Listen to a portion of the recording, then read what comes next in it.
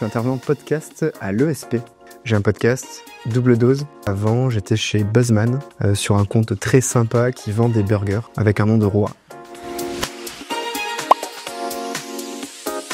Salut, c'est Alex du podcast Double Dose et aujourd'hui je vous présente 5 conseils pour réussir votre podcast. Je suis intervenant podcast à l'ESP. J'ai beaucoup de casquettes, je suis en social media, donc je travaille en agence de publicité sur Paris. J'ai un podcast, Double Dose. Allez l'écouter, il est très sympa.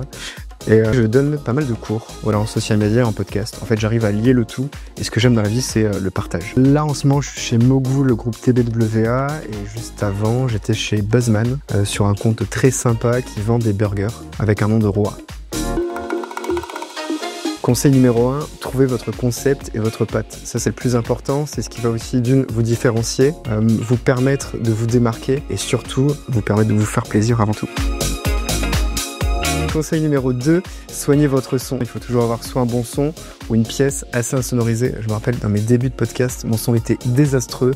J'avais des micros très moyens. Et le premier épisode, je crois qu'on l'avait fait dans un resto. Il y avait des murs en pierre. Il y avait des échos pas possibles. C'était horrible. Donc soignez votre son. Ça, c'est important. Conseil numéro 3, ce que je m'applique rarement en fait, parce que j'oublie de le faire parfois, mais soyez régulier. Ça, c'est le plus important. La constance, c'est ce qui va permettre à l'auditeur de vous retrouver, que ce soit chaque semaine, toutes les 2 semaines, tous les mois. La constance, c'est le plus important sur un podcast. En fait, je veux dire, c'est le plus important à tout, j'ai l'impression. Mais tout est important. Conseil numéro 4, c'est important de communiquer parce que tu peux avoir le meilleur podcast du monde. Si personne n'est au courant, finalement, ça servira à rien. Donc, communiquer, partager, poser les questions à la communauté, ça c'est vraiment primordial pour continuer à faire grandir ton podcast et surtout faire en sorte que les gens en parlent aussi à droite à gauche. Le bouche à oreille, c'est peut-être l'un des meilleurs atouts pour faire valoir son podcast. Le conseil numéro 5 est très simple, kiffez en fait, faites-vous plaisir, ça c'est le plus important encore une fois. Non mais se faire plaisir c'est le plus important parce que si on fait un projet sur lequel on profite pas, on passe pas des bons moments, franchement ça va être compliqué et ça se sent. C'est-à-dire que le podcast ça peut être que l'audio, on l'entend, on le sent votre sourire. Donc souriez, passez un bon moment et surtout accueillez avec le sourire vos invités et vous allez voir votre podcast sera réussi.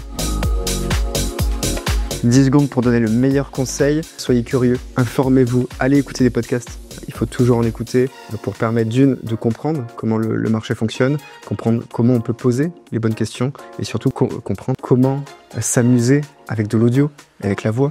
C'est ça qui est important dans le podcast.